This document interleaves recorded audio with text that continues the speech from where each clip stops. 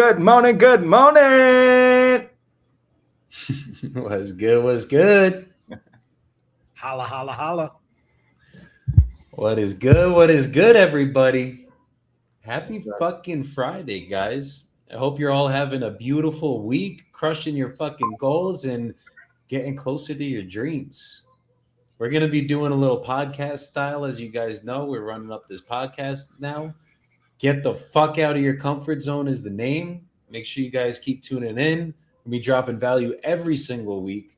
So make sure you guys get your asses out here. But let's start with Ross today because we got Jordan on the spotlight. So Rossi boy, how you doing today, my brother?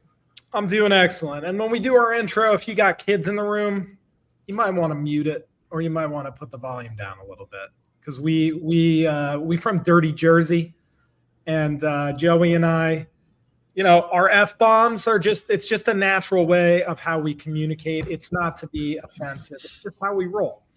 But with that being said, it is a beautiful Friday here. I'm in downtown Phoenix, not seeing a speck of snow. And this is why I moved across the country. So it's days like these where the gratitude levels are 10 out of 10. How you boys doing? Phenomenal. Blessed. It's crazy. It's February 6th. I'm in Salt Lake City. There should be 3 feet of snow on the ground. However, I also don't see a single speck of snow, and it is set to reach 61 degrees this day. That's not right, but we're grateful for it because honestly, the snow can eat shit anyways. Nobody likes it. Nobody likes it except Joey because he thinks he can snowboard, and so that's why he likes the snow. But we're pretty good. Yeah, until he tears an ACL. Or no, not ACL, just fucking rips my shoulder out of the socket. But or that. Wouldn't be the first time. That's how it goes. Welcome to your 30s, brother. For real. We're getting old. How goes things in Medellin, Papa? Things are amazing out here, bro. Just been fucking grinding. We're going to get a car after this episode. So gonna go look at some cars, lock one in finally. The process here to get a car is a little ridiculous. I don't think we'll walk off the lot with it today because you have to do a credit check, which could take 2 days, maybe 5, maybe 10, in this fucking country. So we'll be getting that done. And then from there, we'll be back at it. Got the community call today at 5. So gotta get back for that.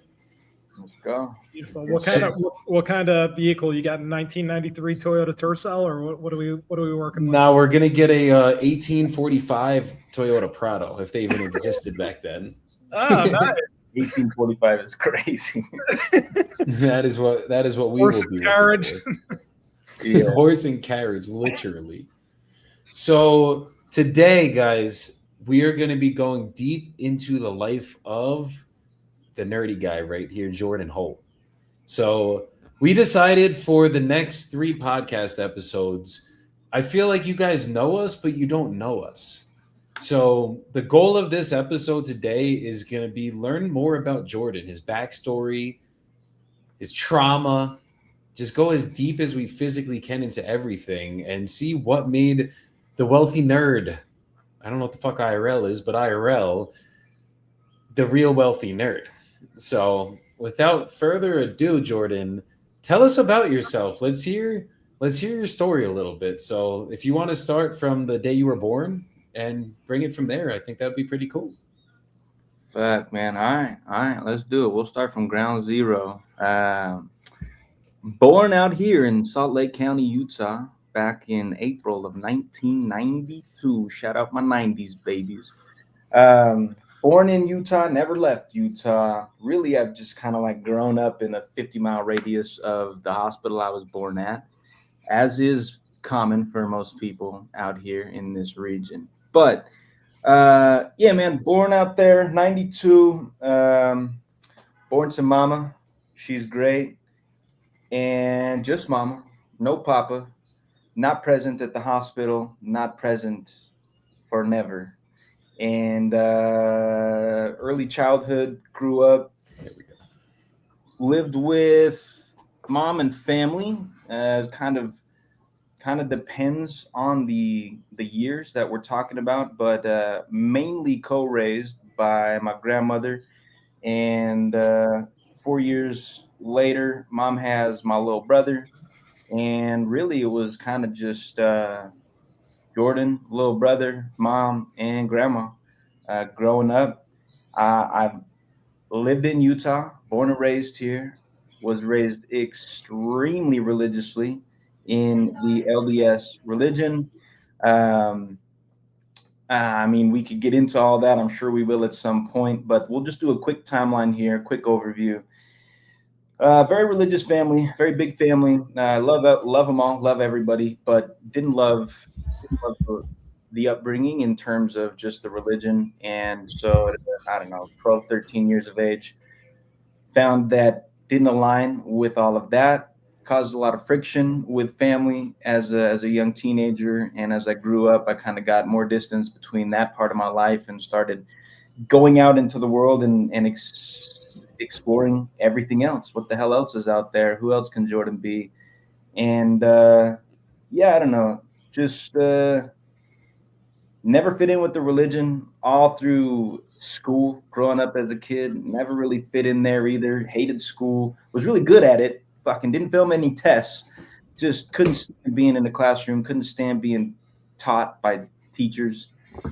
Always been a bit of an outcast. Not victim shit here. Just is what it is. But as you can imagine, in Salt Lake City, Utah, I'm usually the only man or kid that looks like this with this skin tone in the classrooms, in the Sunday school rooms, in the church house, in the school. And it didn't fit in with the school. I didn't fit in with the people. I didn't fit in with the religion. I was the fatherless kid, right? So it's kind of an outcast story. You know what I mean? My upbringing. And then got into high school. I was an athlete forever. So it wasn't just religion. We also played a lot of sports. I played basketball growing up, baseball growing up.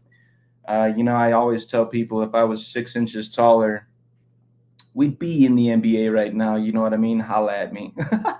No, but seriously, just every inch matters, right? I'm saying, man, I got the short end of the stick in the height regard, but we almost made it to 6 feet. Maybe one day we'll grow that extra inch and we'll call it 6 foot. But Jordan's been trying to grow that extra inch his whole life. Been trying, man. Really been trying. We wear platform shoes sometimes just so I can say I'm 6 feet in certain rooms. But yeah, we never quite made it there. But a lot of religion, a lot of sports. Didn't love school. Hit high school. Played a lot of baseball in high school. Wasn't fast enough to play high school basketball. So the 9th grade coach said, best point guard on the court, you're too slow, bud. And so played baseball up until like late junior year. And then had a buddy introduce me to the friendly plant known as cannabis. Met my friend Mary Jane at the age of 17. And life took a turn at that point. Not necessarily negative or worse, but negative or worse. That's not what I meant. Negative or positive.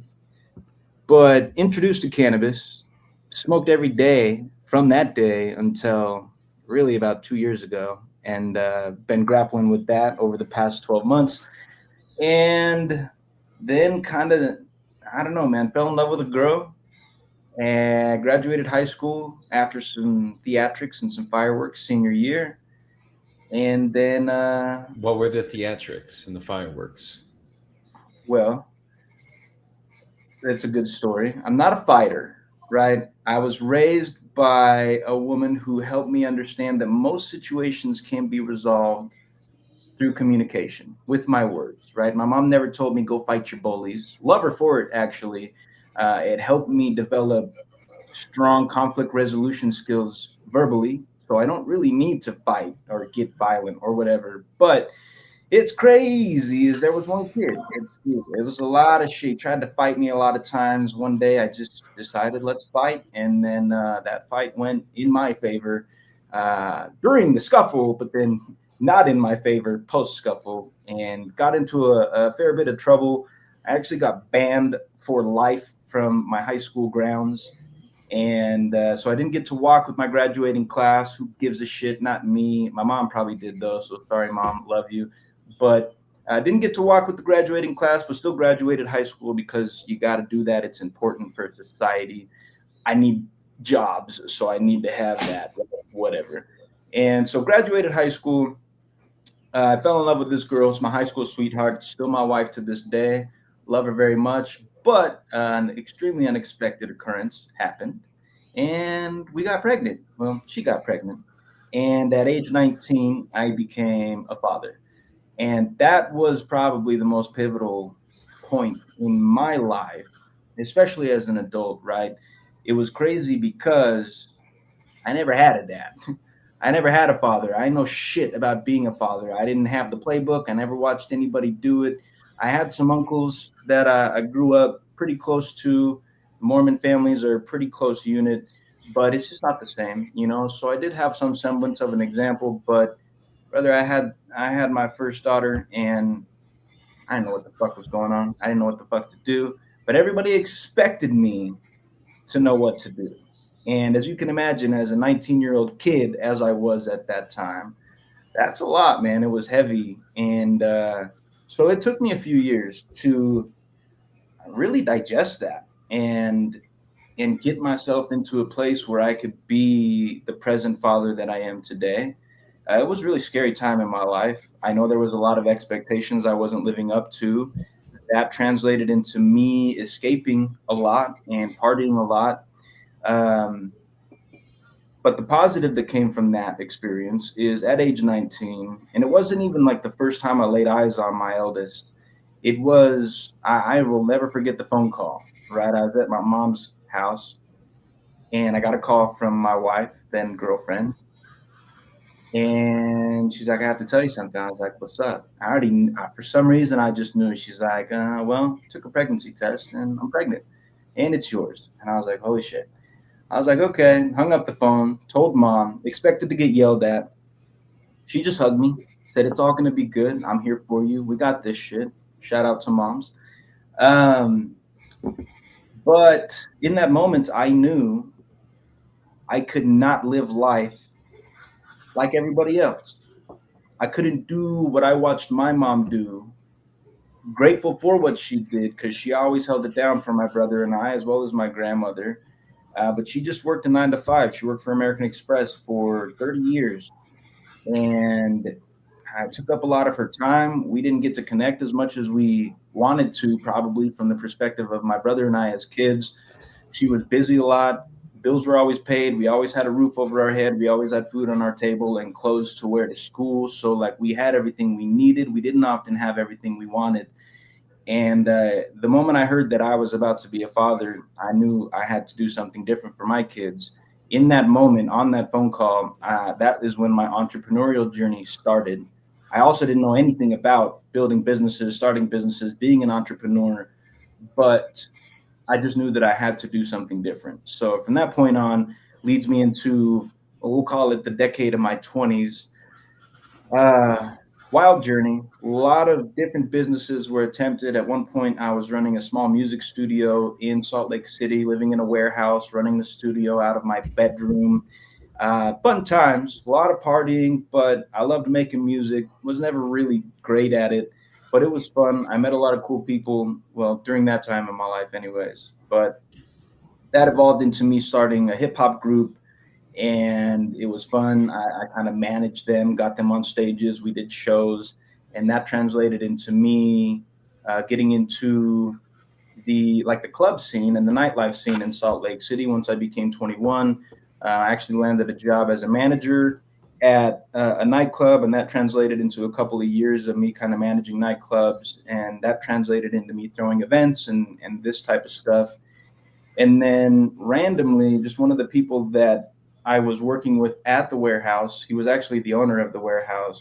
He was a videographer, but then we all got into creating clothes for an event company out here in Salt Lake.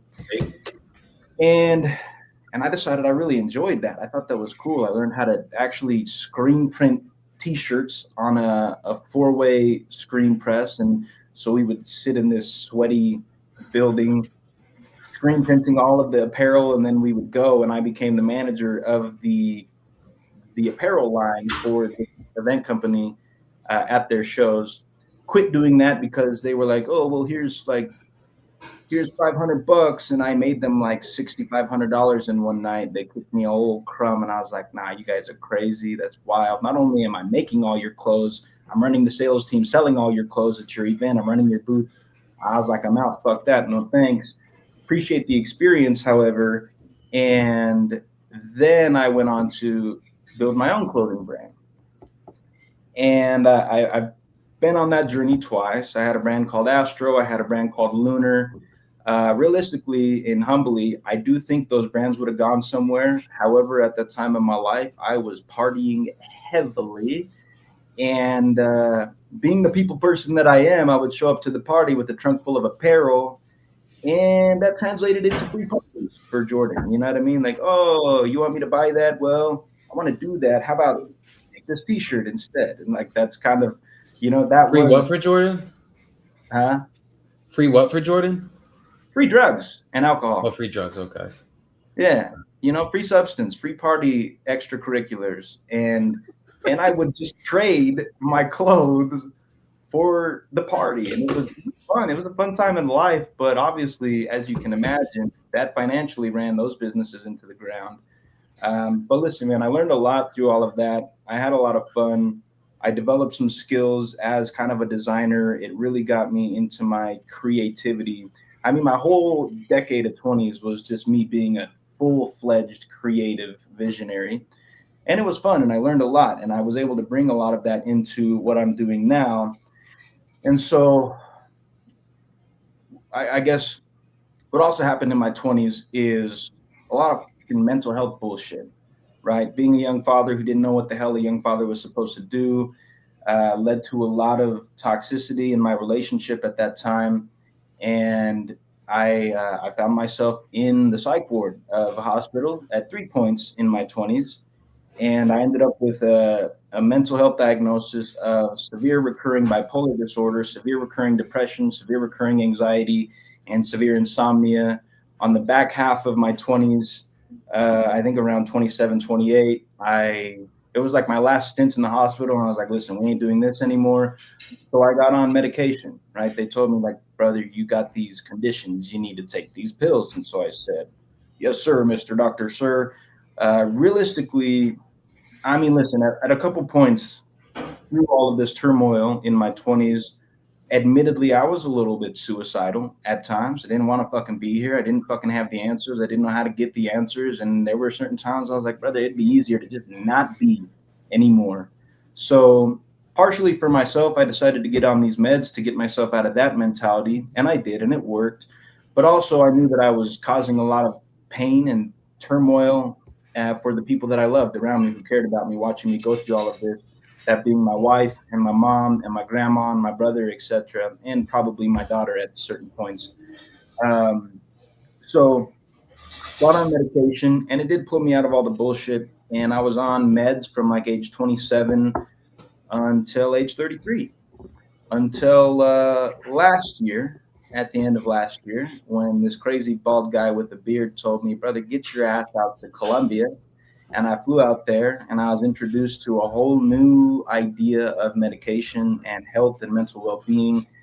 And we could get into that as well. But I got off all the meds. I haven't taken a single medication for, I don't know, since like September.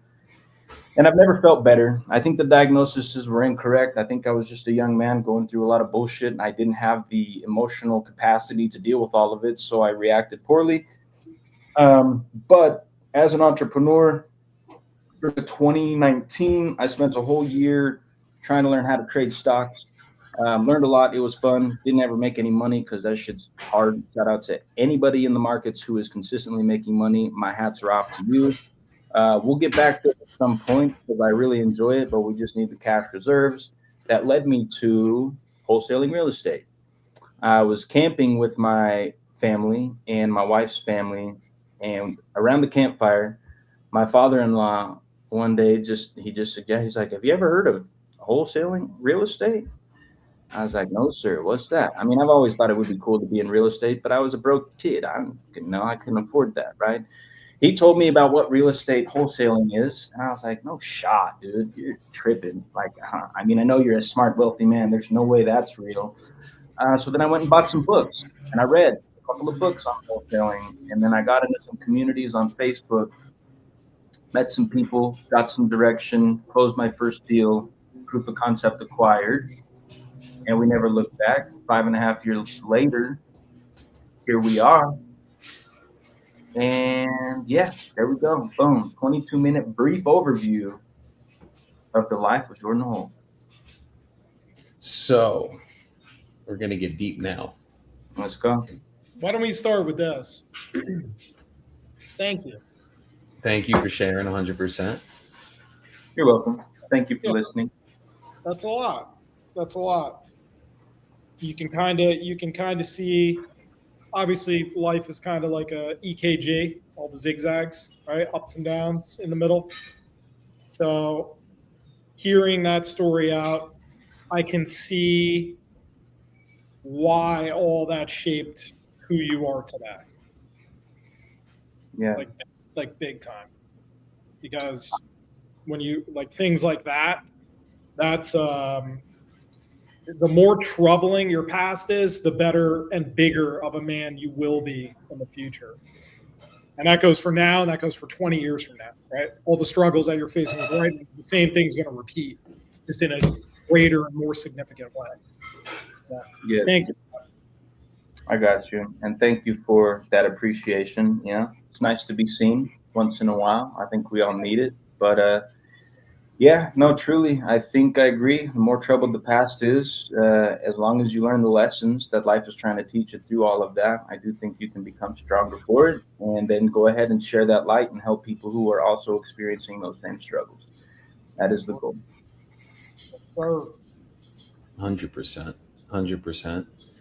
They say the depth of your struggle will determine the height of your success. So obviously, from growing up way back then, no father figure in your life, there were things that you had to adapt. There's things I'm sure your mom had to adapt to.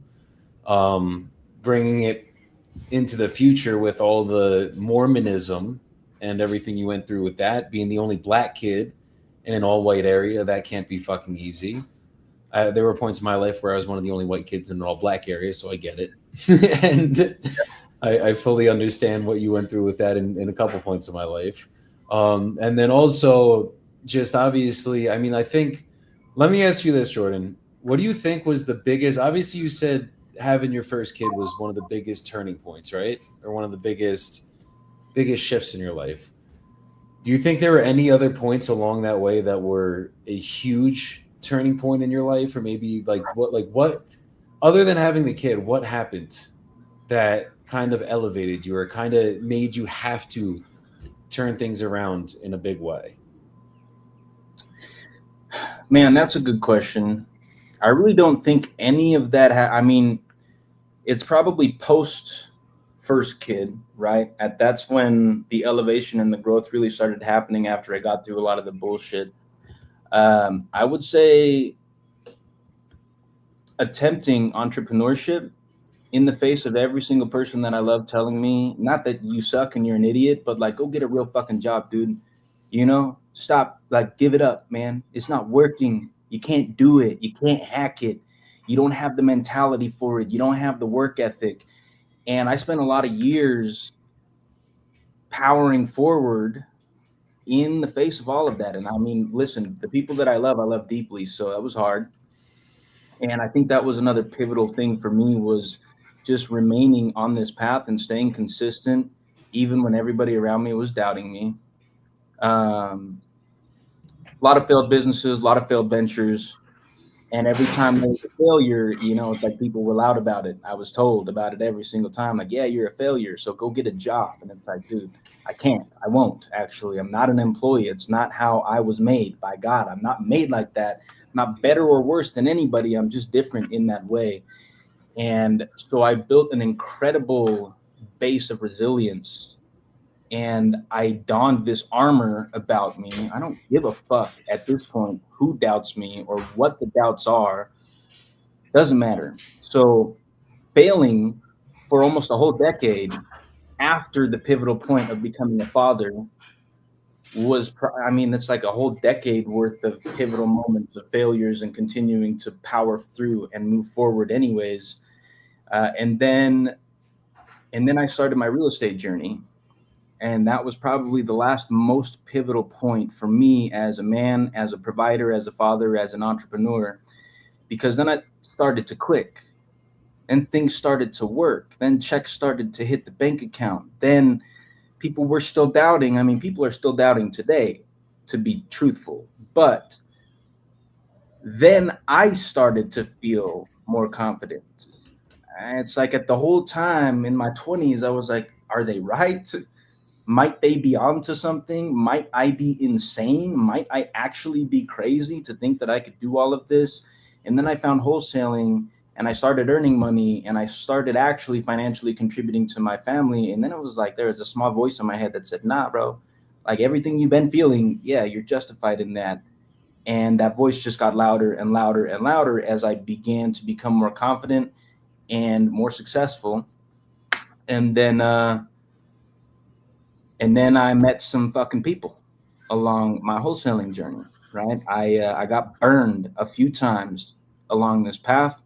We don't need to get into all of that specifics, but there's some places I went, some people I met. I deployed some capital with some people, and I lost it all, right? I spent about $15,000 to join a community and a service, and then that community was shut down 3 months after I deployed that money, and I didn't have it to deploy. And through that, I lost all of it. But then I met Joseph Dillow, right? And it was worth it, every single penny, because I didn't learn anything from that community. I didn't get anywhere with those services, but I did meet somebody who changed the entire momentum of my fucking life, my entire trajectory. And I'm gonna get emotional on this episode, just so y'all know. Oh, we're gonna bring it out of you. That's the point of going deep today. Yeah, but that was the last pivotal point for me that set me on the new trajectory that I'm on, that I know is the final trajectory that I'm gonna get where I've been trying to go since I was 19 and I got that phone call. Got you. Who would you say along that trajectory with the doubt, which one would you say hurt the most? And then how did you deal with that? Three people come to mind instantly. The first being mom. And mom is fully on board and fully supportive now, but it wasn't always like that. And you can't blame her for it because she's my mom and she wants to see the best for me. But then I brought a kid into the world, so she also wants to see the best for that child. That was the first and that was the hardest. The second would be my wife. Through my 20s, we were tumultuous, we were toxic, and you also can't blame her because she was the mother of that child that I brought into the world, and she provided financially for that kid for the majority of realistically my adult life. We're getting on to the tail end of that, and that's changing. But I mean, that was the woman I love, and it sucked when there was doubt there. I wanted her just to believe I was going to succeed no matter what. But I understand her perspective and I get why it was hard to get there because I wasn't the person I needed to be to do all the things I was saying I was going to do yet. I hadn't grown enough in all the ways. So can't blame her. And then crazy enough, man, the third and final person was my father-in-law, her stepfather. It's just somebody I looked up to as a businessman, as a man, as a father. Until very recently, that opinion mattered a lot to me, and I didn't even realize that it did. But yeah, those would be the three people. Those are the doubts that probably spoke the loudest in my mind and were the hardest voices for me to overcome, for sure. Oh, yeah. And then how would you say, I mean, it sounds like for your wife and your mom, you understood it, right? Did you understand it in that moment when the doubt came? Or did it was that kind of how you dealt with it? Like you processed it by understanding why they were doubting you in those moments? Brother, I don't think I understood it until maybe the last 6 to 12 months, if I'm being totally honest with you. It took me a long time to understand it, and that's a crazy statement because I'm not somebody who has a hard time understanding much. That's a completely humble statement. That doesn't mean I know everything. It just means when I hear things said to me, I'm usually pretty good at wrapping my head around that, even if it requires me putting myself in their shoes. But I've never had the perspective of being a parent, so I couldn't see through my mom's lens. I can now because I'm a parent going on 13 years, almost 14. And then with my wife, I really couldn't see it until very recently because I just had my head down and I was just trying to figure it out. I was just trying to win. And I was like, babe, can't you see I'm busting my ass every day? But admittedly, there were a lot of times, even though I said I was chasing all of this shit, brother, I would sit down in my room and play PlayStation for 6 hours a day and smoke weed all day. So she's like, cool, you say you're going to be a multimillionaire. I love that. I love that you have vision and you have passion, but how are you going to do that when you're on the game for 6 hours a day and you're smoking a fucking ounce every month? Right? And all I wanted to do was fight with both of them through all of that and say, no, but I got it. I'm different. I'm special. I'm going to figure it out. Right? And it wasn't until I fucking removed myself from myself, right? I was in my fucking way. And they saw that the whole time. I couldn't see that. But also, neither of them could ever tell me that. I was extremely bullheaded and stubborn through that period in my life. It took me meeting somebody like yourself, my brother Joseph, to be like, bro, you're the fucking problem. You are your problem. Get the fuck out of your own way and watch everything go exactly as you've been wanting it to go for the past decade plus. But it's like they could never tell me that because it's like they were too close to me. I was too close to them. There was too much love there. And every time they said it, it felt like a deep insult. It's like it wasn't just a surface wound. It was like they were taking the dagger and sticking it right in my heart every time they said, no, I don't think you can do this. And realistically, they might not have actually said it in that way. It was just, like maybe you should consider plan B. Maybe you should have a plan B. And I'm the type of way I'm like, I'm a fucking plan A or nothing. That's how I know you have to win. I can't entertain plan B because as soon as I do, plan A fails. It's inevitable. It always happens. What was leading you to smoking so much weed on a daily basis at that point? When you were playing video games all day, you thought you were grinding, but you're literally being a bum on the couch. What do you think led you into that? Or what do you think, like at that moment, right? Where was your head at with that? Like, what was your justification for it? With hindsight perspective, I was just running away, man. I was running away from all of it. It was all very heavy. I got to be this dad. I got to be this man. I got to be this provider. And I've chosen this path of entrepreneurship. So I also got to fucking build $1 million businesses because, bro, I used to tell everybody when I was doing the music shit, I was like, I'll have $10 million in my bank account by the age of 25. And then I would go and spend every dollar that I had on the next sack of weed or snort it up my nose or drink it out the fucking bottle. And people are like, yeah, cool, you say that. How the fuck are you getting there, Jordan? Are you selling drugs? Because if you're not, I really don't see the path, my brother. But at that time, I was so fucking inebriated constantly. I was so emotional and I was so defensive that nobody could tell me shit. The only people I listened to were the other people with me on this fucked up path. And all they did was encourage my poor behaviors. And then vice versa, I would encourage theirs. And it was just a fucking spiral of negativity and inebriation and intoxication. And I fucking smoked every day because as soon as I hit that pipe, as soon as I hit that bong, as soon as I inhaled that fucking joint, I forgot about all of it. I didn't have to think about it. And then I was like, oh, everything's all good, bro. It's all good. Let me turn on the PlayStation and talk with the homies while they're smoking on the other end of the fucking microphone. And it's like all of us are just numbing life together and then fucking playing video games for hours and hours and hours because sitting in sobriety and facing life, it's hard. It's not easy. It's not where I want to be. I know everybody around me is disappointed. I know I'm letting a lot of people down. And so I'm going to smoke about it. And at a certain point, I was extremely addicted to fucking cigarettes, brother. I smoked my first cigarette when I was 17, and I didn't stop smoking cigarettes until I was like 25, 26, 27 years old. I got up to, I don't know. I just had a lot of dependencies on a lot of substances, a lot of vices, because I'd smoke a cigarette and I'd feel less stressed. I'd smoke the joint and a cigarette and I'd feel doubly less stressed.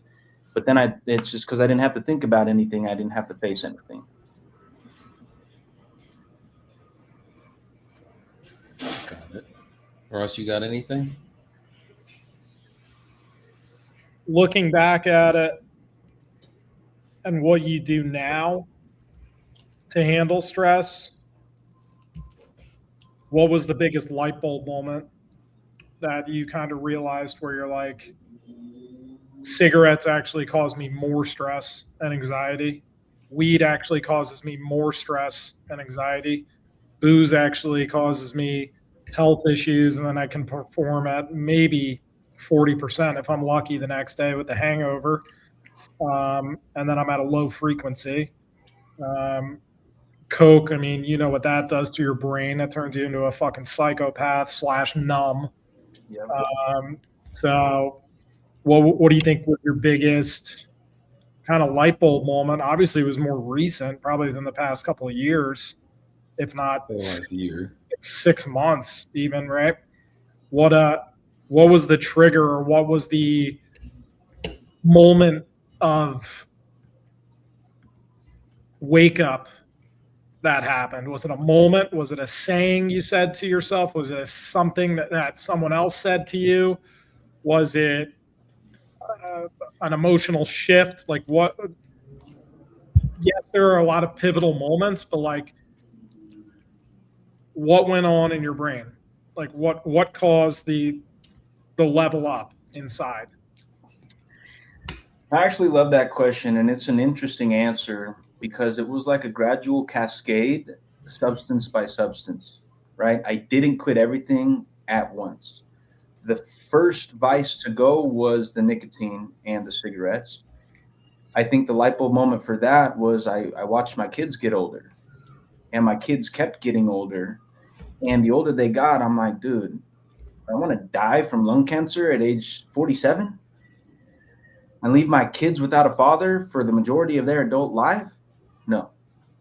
Also, I was a fucking fiend, bro. I would fucking get into my kids' piggy banks, admittedly, to fucking buy a new pack because I was broke, but I needed to fucking smoke because life was too much, right?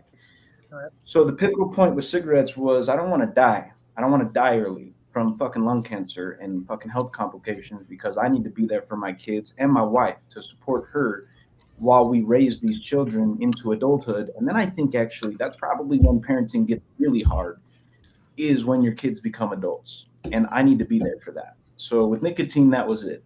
With cocaine, man, that was a short-lived vice, but it was probably the most intense vice during that short period.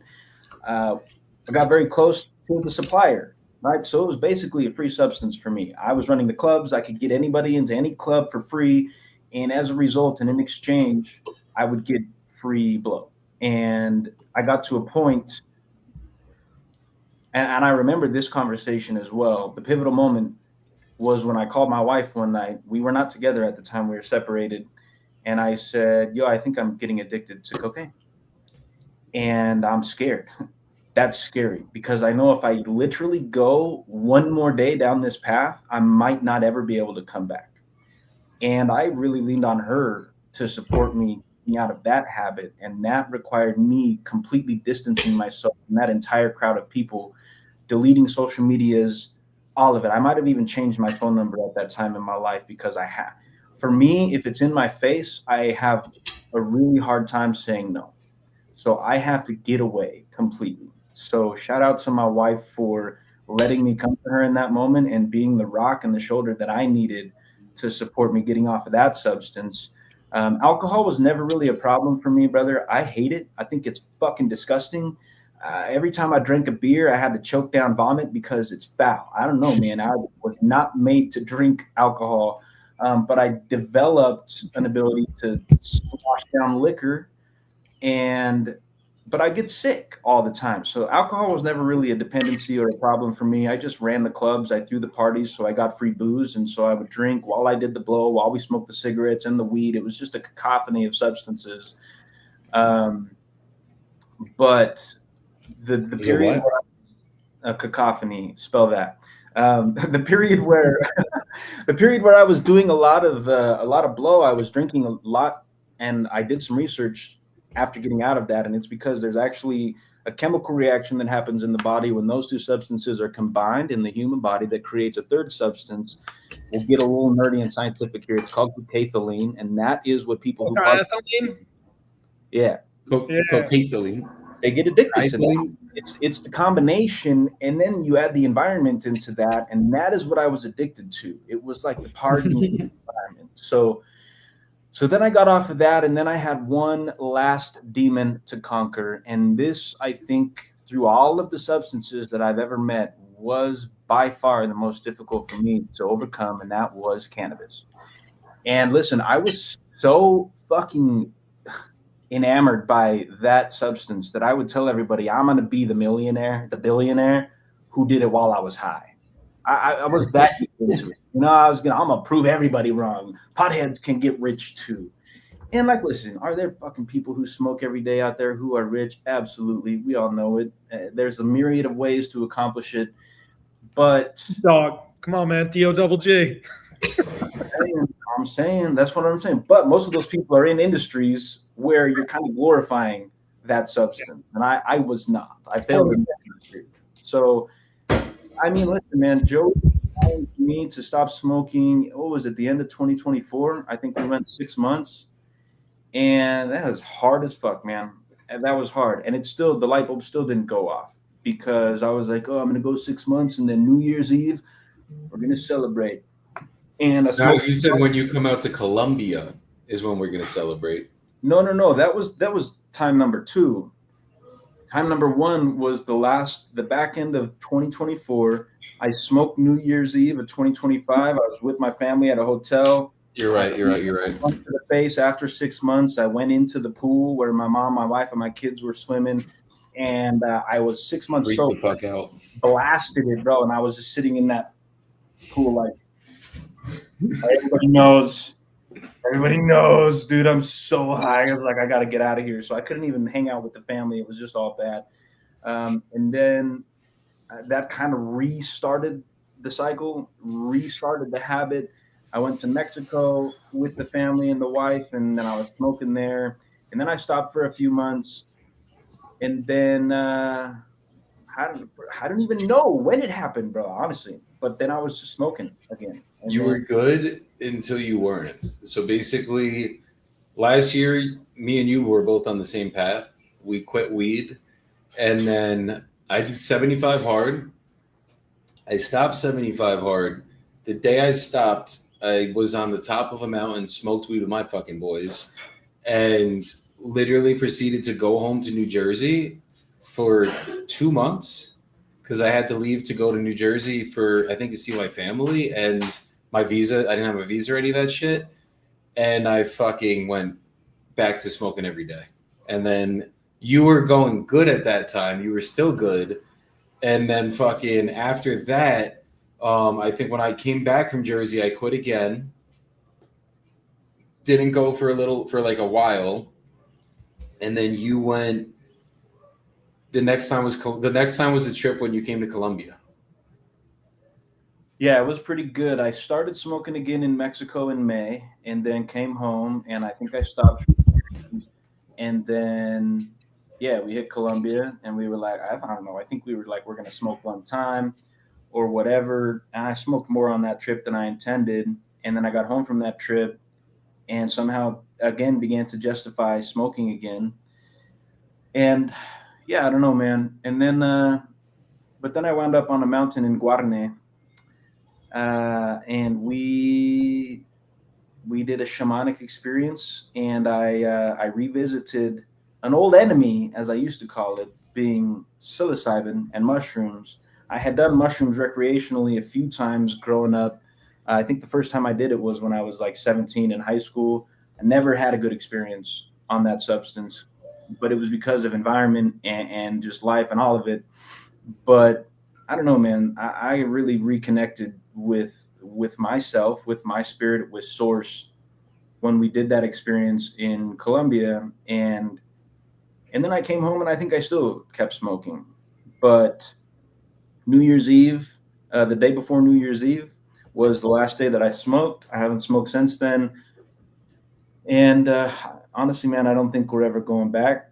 I think that final demon has been defeated and excluded from my life.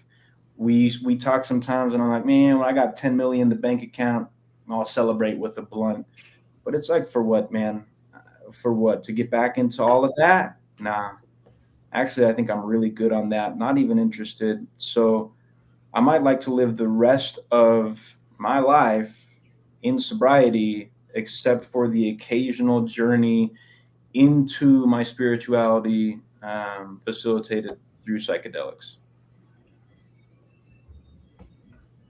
I feel you with that, my brother. I definitely feel you with that, and I will be on that journey with you, because fuck alcohol, fuck weed. But the only drug I've ever done, and I don't even consider it a drug anymore, the only plant I've ever taken that actually helped me and didn't put me in a worse place after has always been mushrooms. So as long as you're using it and you're not abusing it, right? And you're not, and the thing with mushrooms, at least for me, I can't fucking trip and then go trip next week or next month. Like, I have done a couple trips recently, right? But like, you get to a point where you're just good.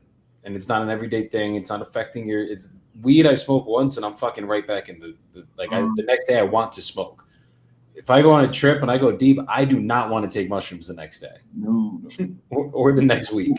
Like, we're good. Isn't there something with psychedelics where, because everything is so vivid and you're on such like a crazy out of body experience, that it just almost overloads your system, where you need time to kind of decompress because it was like too intense? Dude, if you go deep enough, yes. When we were in Carne, I told the shaman, listen, I'm scared of this substance. I'm coming off of these antipsychotic medications that I've been on for the past 5 years. I can't go crazy here. And she's like, oh, don't worry. We'll give you a little bit. Liar. She gave me a lot. She gave us all equal amounts. And like, I was, dude, straight up 6 hours gone. And came back that like, whew, thank God we're back to reality. We went and ate some fucking delicious, probably the best pizza I've ever tasted in my entire life. And yeah, there's no way I could have gone back there. I couldn't. It was too much. I needed literal time to process everything that I experienced and everything that I felt and everything that I went through, everything that I realized. And there was so many things that I wanted to go forth and implement into my life. I needed time for all of that. The idea of like doing that again that following weekend is not only crazy to think about, it's actually a little bit frightening. I mean, it's too much. I don't know that my brain has the capacity to handle all of that so frequently. Yeah. And every time that you go on a psychedelic trip, it connects neural pathways. So it actually makes you smarter, which is the craziest thing. Like, you smoke weed, you do not get smarter. I'm sorry. I don't care how creative you think it gets you. It literally, you're suppressing your thoughts is what weed does. Yeah, so, you go full retard. You're just like kind of like dumb. How was I when you saw me in person and I was absolutely stoned, Ross? It's similar to when I'm high. It's like we just don't we just melt in our chair and we don't really fucking talk much. Like, our personality goes away. You're just kind of like, I'm just like 100% diminishes everything about you by like 20 to 30%. It's lame. It's fucking lame. Yeah. It's fun and funny on occasion, but like, I've never woken up the next day where I'm like, I'm damn proud for getting high yesterday. Never.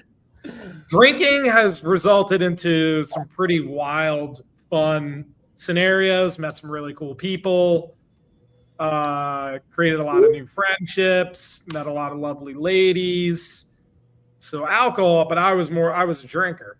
Like you're Utah stoner, I was Jersey fucking drinker. We just drink. That's it, just all the fucking time. That's your Jersey.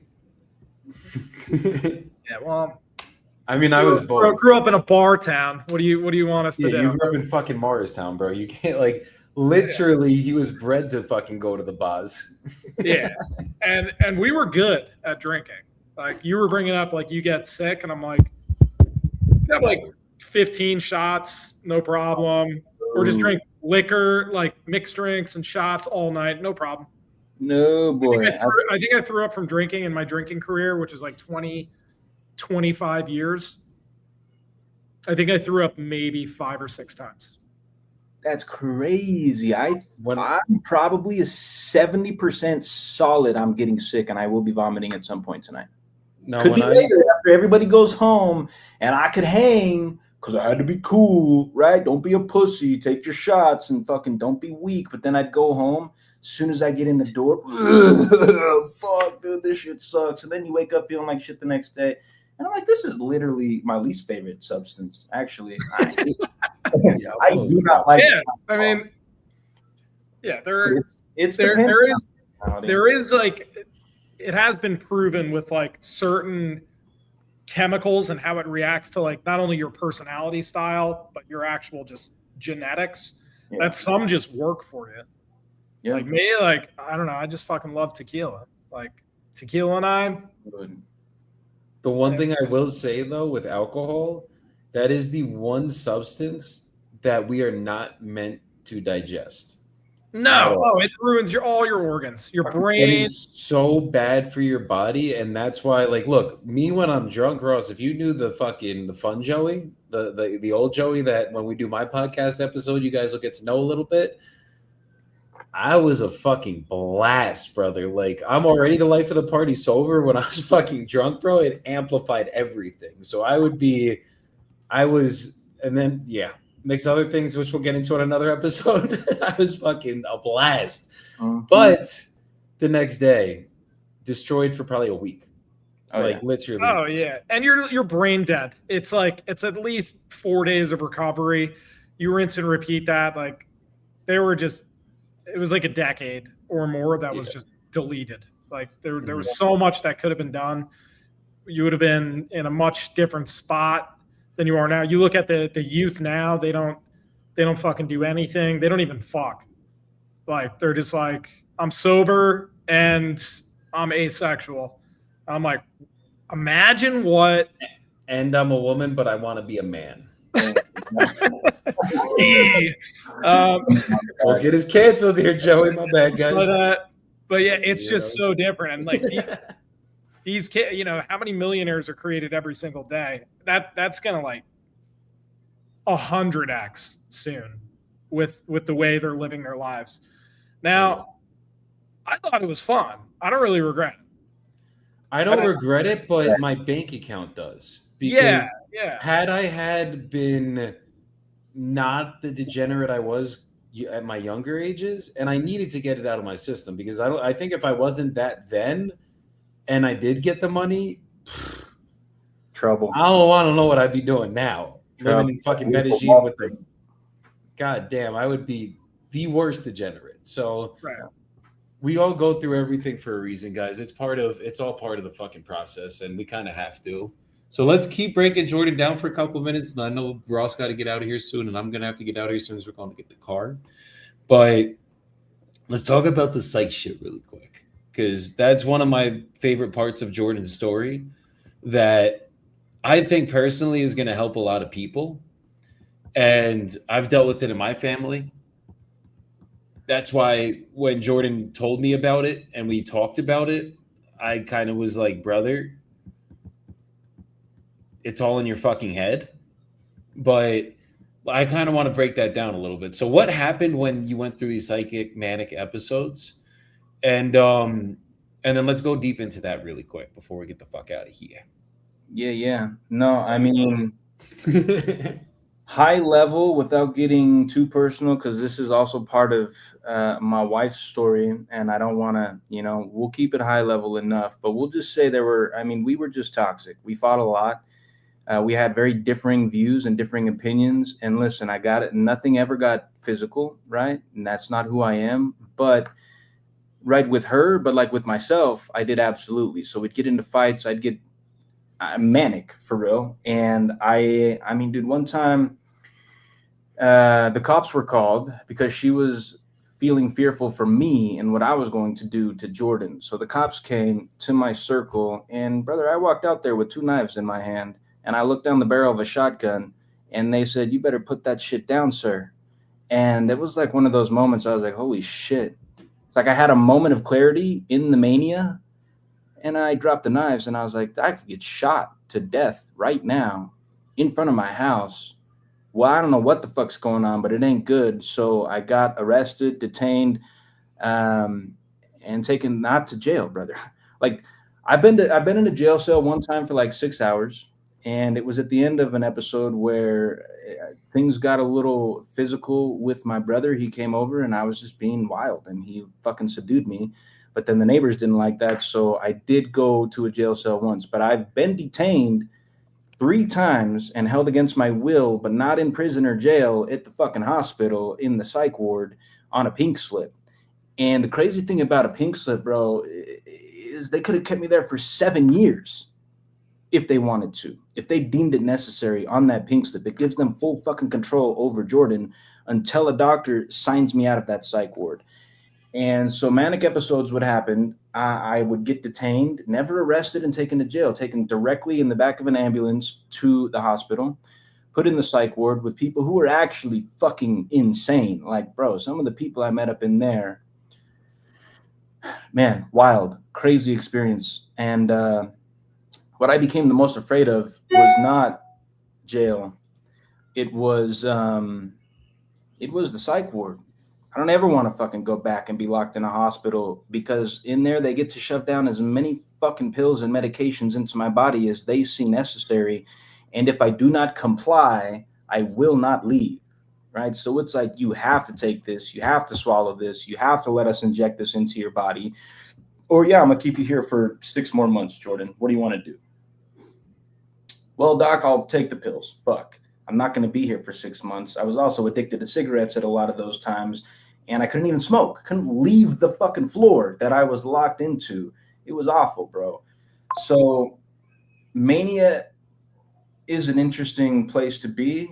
It's just completely out of control. My emotions overcame my ability to control my actions.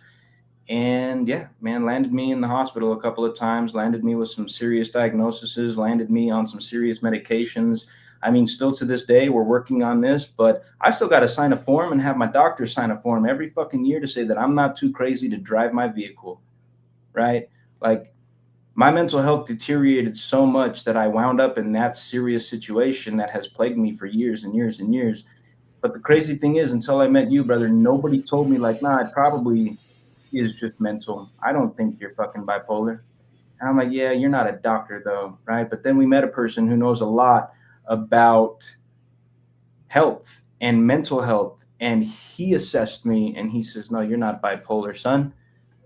You're not crazy at all. You were just a young man going through turmoil, and you didn't know how to process it, and you didn't know how to handle it. And nobody around you had the tools that were necessary to help you get through it. So therefore, you ended up in the hospital and you ended up on medication that you didn't need. However, it did help at the time. And I do think I subscribe that I needed that at that time, for sure. Long term, definitely not. But I was just so fucking wrecked mentally. My mental health was so terrible. My self-image was so bad that I needed medication to calm down my nervous system for long enough for me to like see the light and get back in touch with like who I was as a kid before all of the fucking craziness and all the fucking emotions and all of the expectations overwhelmed me. Would you say that I know you're saying, like, you know me, I'm a huge believer everything happens for a reason, right? So obviously you were meant to go through the meds, you're meant to go through that time period, everything else. But obviously we don't have to go too personal on the wife's side, right? But like in those moments, were you sober when you went through those manic episodes? Were you fucked up? Where were you at? You know, it's crazy. That's a wild question. That's a good question. I was not. Every time I went into full blown mania, I was drunk. And I've just spent the last hour telling you how much I fucking hate alcohol. It was this weird mechanism where my emotions would get so fucking high. I would be so upset, so angry, so lost in the fucking grief. Then I would find a bottle of liquor and I would pound it. And then I'm fucked up. So not only are my emotions unregulated and out of control, now I'm completely intoxicated and inebriated and just fucking drunk. And so I'm not thinking, not even clearly, I'm not thinking at all. There's no rational thoughts going through my brain in those moments. This is another reason I really, really, really fucking hate alcohol, is because I don't think it matters who you are. If you drink too much and your emotions are too high, things will happen that you would never do in a sober mindset. I'm not a fucking suicidal person. I fucking love life, bro. I love everything about it, even when it's hard, dude. Straight up, I do. But in those moments, because I drank, it's like I purposefully drank enough. This is valid. These thoughts happen. I would drink so much to be able to justify the idea of like, maybe I just want to die. I had to drink a lot in order to get into that mindset. And then once I got there, it was like, yeah, okay, now we're here. But now I'm just drunk. It's the alcohol talking. But, so no, I was never sober in mania. And I was always high also throughout all that. I just smoked every day. So the cannabis also played a part in that. You mix the cannabis with the alcohol, with the insane unregulated emotions, and you find yourself in the fucking hospital on a pink slip. Was there blow in the mix too in those episodes? No, blow was strictly a party substance for me, and I never did anything crazy on that. It's weird actually. Most people get all hyped up and wild on that. It mellows me out for whatever reason. I do not get hyped up. I sit down and chill and smoke and talk a lot. And I'm a fucking yapper, and I extra yap when I'm there. But no, blow never exacerbated any of the manic episodes that I experienced. Got it. Yeah, dude. I mean, I think obviously I psychoanalyzed you when me and you as a boys had this conversation. And my biggest thing is like, in those moments you would get angry, your anger would get pushed, and then from it getting pushed you would get more angry, and then you would get destructive, and you would drink and you're already angry drinking, so it's like there's no positive recipe there. Maybe you were drinking because you're thinking that's going to calm your anger, right? That was your vice in that moment, but you just kept drinking, and it's like, and then you go crazy, and then when you get to that point where you go fucking crazy, like, no shit, you're going to get into a manic place, right? Like, I think any human being that's listening to this, if you got angry or you already were in a fight with someone, for example, and you just keep getting pushed and pushed and pushed and pushed and pushed. And then I think if we go deeper into you as a person, like,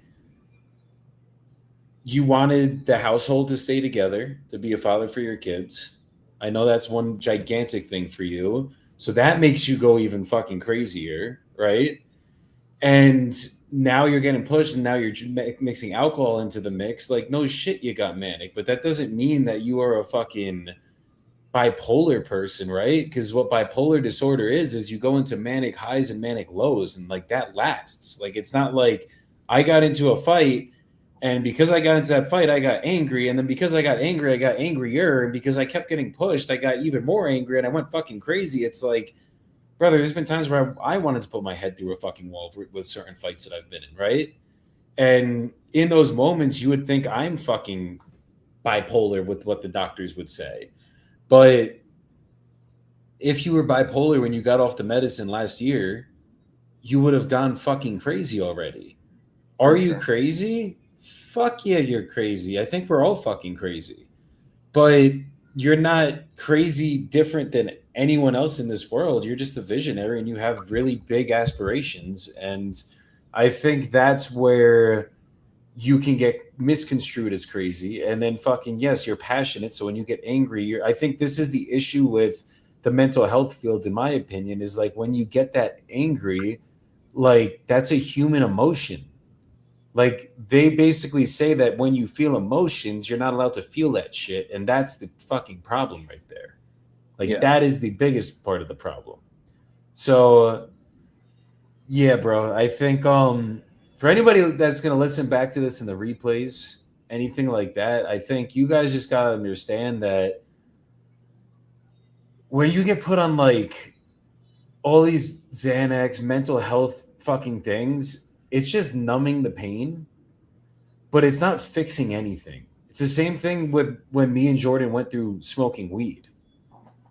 Like, we used to smoke every single day and we would think that it was going to numb the fucking pain, but it didn't numb shit. I mean, or it did numb shit in the moment, right? You are fucking emotionless for a little bit, but nothing gets solved, which means the problem still exists. And if the problem still exists, you're forever their client.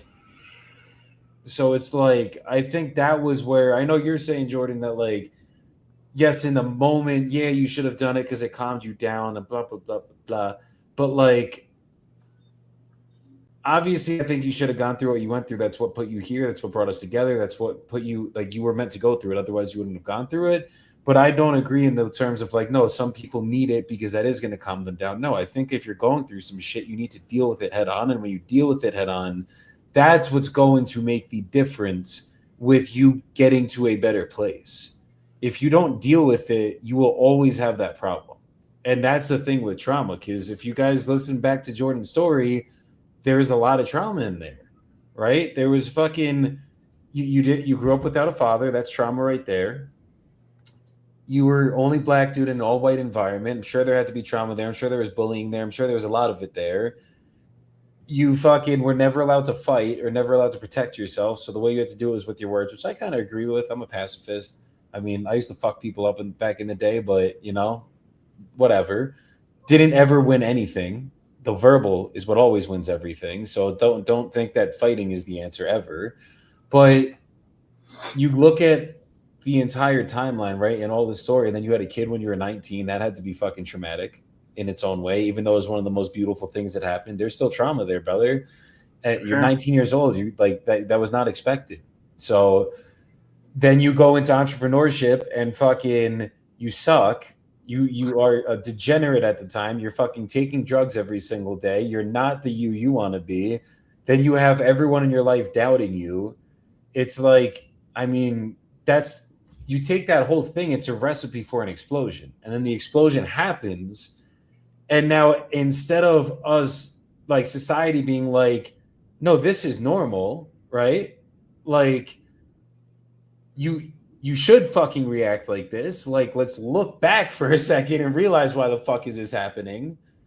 You get to the point where it's like, no, brother, like you were meant to explode in that moment, dude. You had so much shit bottling up. You're a father. You're trying to keep the family together. You're trying to get the business going. You have so much other shit happening in your life at this point, and no one's taught you how to deal with it. So the way that you dealt with it was you would take drugs, you would fucking get drunk, you would get blow, you'd go party, whatever it was, and then no shit, you fucking exploded. And I think you got to give yourself grace for it in understanding that, like, it's okay that you went through all of that shit.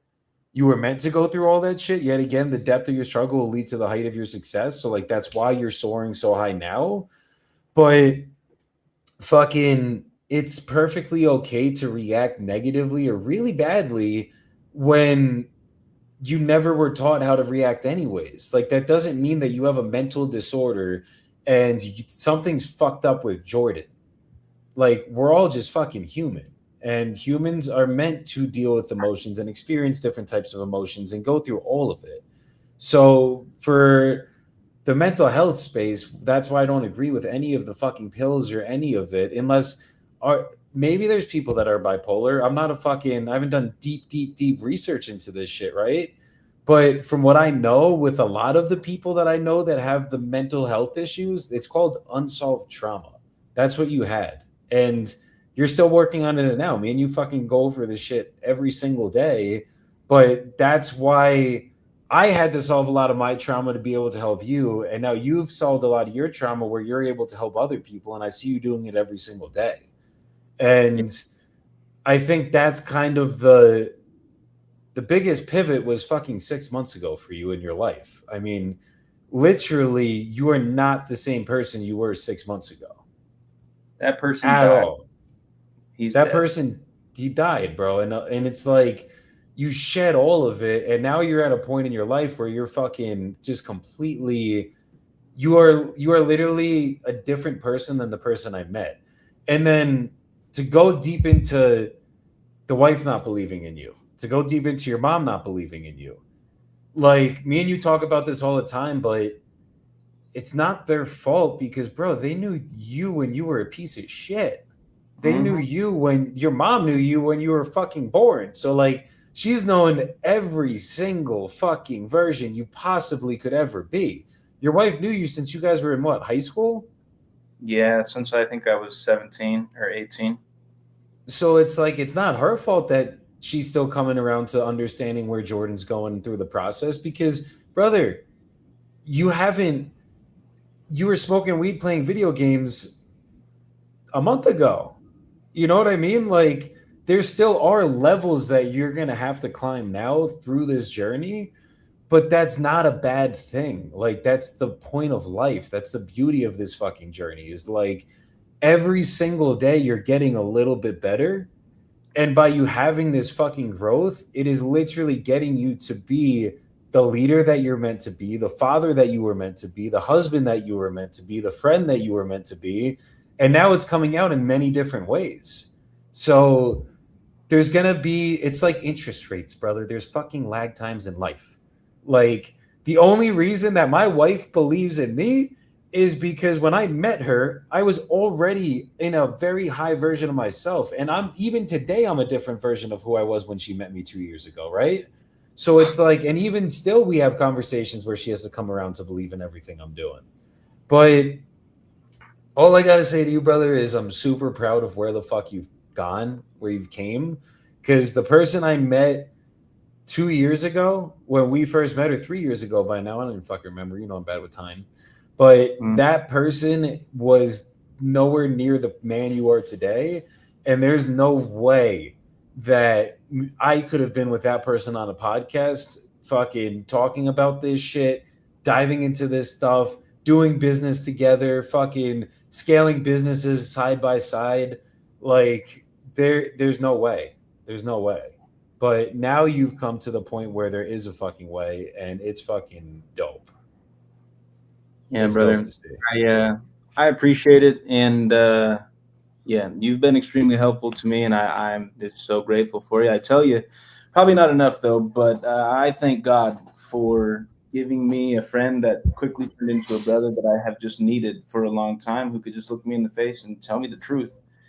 And listen, man, I know I've been through a lot of trauma, a lot of bullshit, a lot of grief, all of it. But now that I have this perspective, I know why I had to go through all of that. And it is because now I am a warrior for God, the universe, whatever you believe in. I hold the sword every day, and I'm going forth into battle to share my light and help as many people who can relate to my struggles as I possibly can. And I pray every morning in my meditation, and I ask God, I've got your sword. I am your warrior, and I'm going to go do it. All I ask from you is please wrap me with your armor so that when I get attacked, I do not falter and I can continue marching forth, because there's going to be a lot of boys, young men, teenagers, whatever, who are growing up without a dad right now. And it's crazy. This is something I got to shout out my little brother for this for a second, as he realized this before I did. He got to this realization earlier than me. And I mean, we had different dads. His dad also was non-existent, not in the picture. And he realized, and what I've realized now is there's going to be a lot of young people who I can help get through that. And in the terms of mental health and being a young parent, there's going to be millions of people who go through that shit. And I am now equipped to help them if I can. If they want to listen to me and hear my story, I don't have all the fucking answers, man, and I will never claim to. I'm so far from perfect. I just couldn't even express it adequately. But I know now that my job and my purpose on this planet, in this life, is to go and help as many people who are experiencing what I went through as I can. Because that's what life is all about, bro. We got to get through our struggles, and we got to turn around, and we got to extend a hand to everybody else who's willing to take it, who we can help through that shit. Because maybe I could cut somebody's timeline into half of what mine was to get through all of it. And if I can do that to even one person in life on the planet, I succeeded at my purpose here. So I don't regret any of it. I am grateful for all of it. It was hard, so hard at times. I felt like I should probably just not be here anymore. But I'm glad I fought through it. I'm glad I met who I needed to along the way. I'm grateful for my mom. I'm grateful for my wife. I'm grateful for everybody who's stuck here through the bullshit. And because now I think I'm at a place where, I mean, brother, we're not even close to the end destination, but I think I feel confident that I'm out of the shit. And now I can start to truly build from a new foundation, and I can go and help as many people as possible. And that's just what I'm going to do every day for the rest of my life, my brother. 100%. 100%. And I think that's why God put us through all these fucking battles, brother. I always am a firm believer in God doesn't give you a battle you can't handle. So that's why you've gone through it. That's why I've gone through it. On the next episode, we're going to be doing Ross. And then on the third one, we're going to be doing me. So you guys will hear a lot more about our lives as well. But yeah, bro, it's just dope seeing the journey, and me and you shared the same purpose. And I think that's why fucking me and you can align so well. It's just, we know what we're here for. We know what we're meant to do. And every fucking day that we can work towards that and do it, it's just going to be a more fucking beautiful thing. And then what's going to follow from it is it's just the utility of it. Life would be boring if all we did was just make money and that was it. Like, super fucking boring. But even just helping you, brother, seeing the fucking growth with you. I mean, we talk about this shit all the time, but just seeing it and being a part of it and being able to fucking like dive into this and then getting you off those fucking meds, and now you're not numb to anything anymore, and now you can fucking actually live your life. That shit's fucking huge for me. Cause like that shit, I just love seeing it, brother. Now you literally probably are one of my closest fucking boys there is on this earth right now. And that's why we're able to fucking do what we're doing. We're fucking in alignment. So everyone fucking listen to this. First of all, Jordan, thank you for going deep, because it does take a lot to go into this stuff. I mean, guys, he literally is going through it every single day. You guys see the happy craziness we are up here on the lives. But I wanted to go deep into all of our lives right now so you guys could really understand who we are, what makes us function the way we do, and then hopefully see how we can help you guys if you need it. You know, let us be there for you guys too, because fucking that's part of our mission now, is to help as many people in the wholesaling space, in the entrepreneur space, and just in life that we physically can. So obviously, we got someone was in the comments said we have one viewer. What's good? Cool. We're here to help as many people as we can, guys. That's why we're up here. So, Jordan, I got to go buy a car, brother. It's time. Yeah. Go do it, Papa. I appreciate you. I think this was a great idea. And listen, it was a little uncomfortable. And that was probably as vulnerable as I've ever been publicly on the internet, online, anywhere. And so I appreciate the opportunity to do it. I appreciate the questions. I feel better. And hope it helps even one person, because at the end of the day, that's it, man. If we could just be of service to anybody, then I will feel fulfilled as a human. So I appreciate you more than you know, my brother, and I'm excited to get into all of this with Ross and with you, my man. Let's get it, my brother. I appreciate you sharing today. And we will see you guys on the next week's episode. Stay tuned. We'll announce when it's coming out. And if you guys want to see the replay, we'll be posting it on our socials, on our YouTube channel. So stay tuned for that, guys. But make sure you guys get the fuck out of your comfort zone. You keep grinding, you keep your head down, and you heal your fucking trauma. Because if you don't go into it, you're going to end up on psych meds maybe one day. And we want to make sure that doesn't happen to y'all. So make sure you guys live your life to the fullest. Yes, sir. Well, my brother, much love to you. Much love to everybody out there. Go forth and conquer. Let's get it, guys. Let's get it. Peace the fuck out, y'all.